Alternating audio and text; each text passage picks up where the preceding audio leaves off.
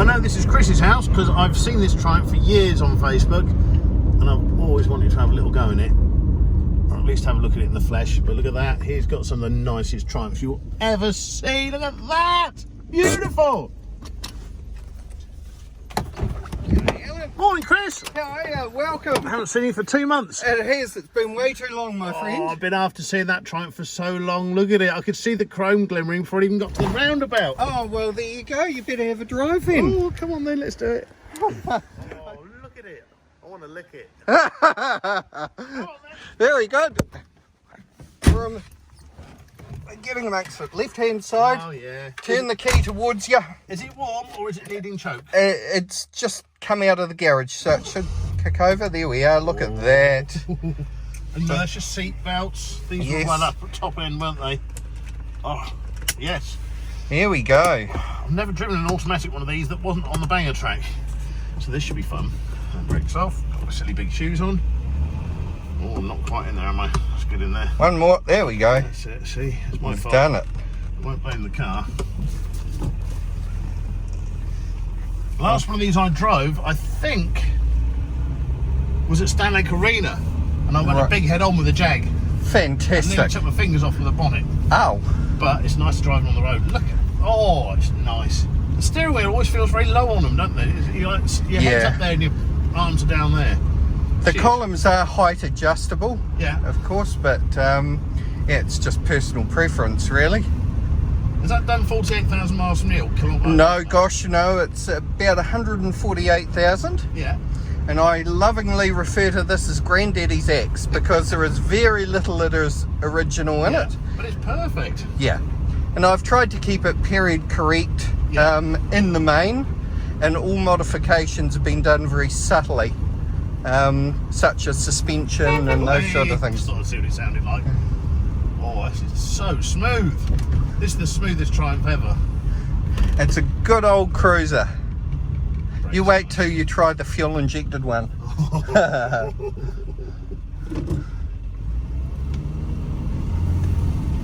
Effortless. Yeah, because the manuals are a really clunky thing, some of them. So an auto one's actually really nice. Yeah. Yeah, my wife loves driving the car, and yeah, quite often she'll drive if we're on club runs, etc. Yeah, well, there's no effort at all in it. It's nicer to drive than my little Honda, that's for sure. Well, that's definitely the smoothest Triumph I've ever driven. It's one of the few I've actually driven that's got windows in it, but some proper good shock absorbers all the way around. Look at the wheels.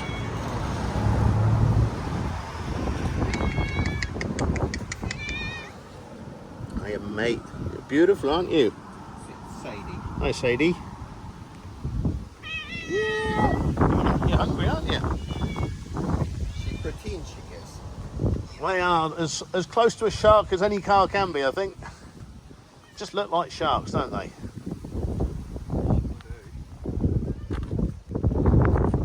It is so beautiful. No matter where you look, this car is absolutely probably better than when it came out of the factory.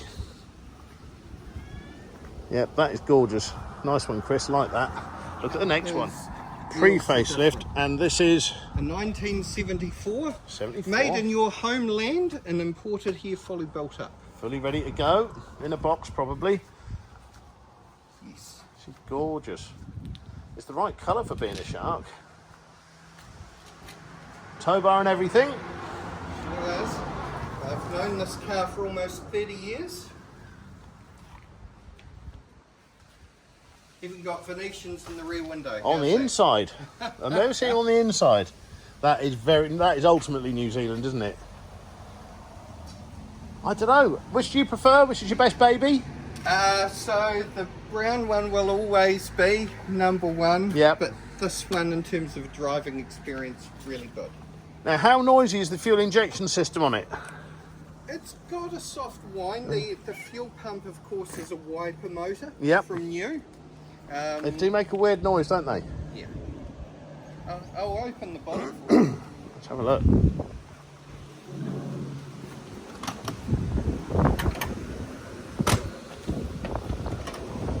Wow, look at that! Eat your dinner off that. So you've replaced everything, obviously. I've replaced a lot, but when I got the car it hadn't been run for 15 years. All right. And I've had a lot of recommissioning done. I'd like to give a shout out to my good friend Mr. Brent Reed in Timaru, who specialises in their fuel injection and mechanical work for these. Yeah, it's not easy, is it? Nobody really knows what happens with it. It's a very well, not complicated, it's quite simple, but if you don't know, you don't know. That's right. There it all is. Look at it. Would you like me to start it? I'd love to hear it. Let's have a bit of that whining fueling pump sort of noise. You need to go around to the boat to hear that.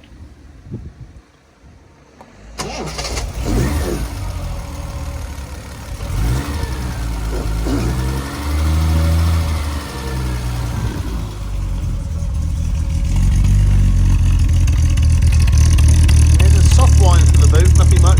Like it says, it's a wiper motor, so can't beat the sound of a 6-cylinder trummy. It's just a gorgeous noise. She's cold, of course. Of course. So we've got cloth seats in this one.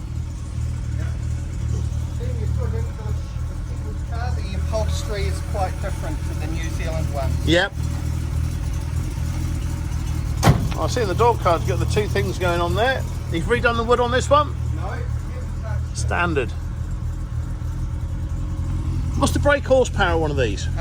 so this one is 125. 125, that's quite The earlier respectable. ones were 132. Why did they go less? It was emission standards, and what happened was the cylinder heads were changed and the camshaft. Ah, should we go for a spin then? I think we'd better. Alrighty, that is gorgeous and it's got a ton of power. But look at that, kilometres an hour, not miles per hour. That's the difference. What other subtle differences did they have for the UK market to the New Zealand market? So aside from the upholstery and carpets, okay, under the bonnet the bodies were slightly different in the fact that in the UK they put these brackets in. Now I wonder if you can guess what they were used for. These brackets? Yeah. Well, it looks like a strut brace, but it can't be used for that. I'm guessing that's... They have them here, not there. It was for the paint shops in England when they were wheeling the bodies through to paint them, and the New Zealand cars never had it. Good grief, well I didn't know that. So that's what that's for, that's to lift the car up with. Yeah. Oh, well, why didn't they have them here? Because they just sprayed them, I guess. Yeah. By hand, normally. Yes. So when the body shells were brought in, like the brown car, they had to have a certain amount of New Zealand components. So the paint colours were different, the upholstery was different, everything. Well, there you go. There you go, look at that. Triple intake system. No wonder it's got so much oomph. You can just, there's a lot more to it, isn't there? Yeah, definitely. But yeah, you can feel the power on that. It's immediate and it's good. For an old car, that has got an absolute ton of power in it. For an everyday classic, if you want to get going and go somewhere in it, that's probably the best one you're ever going to get for it.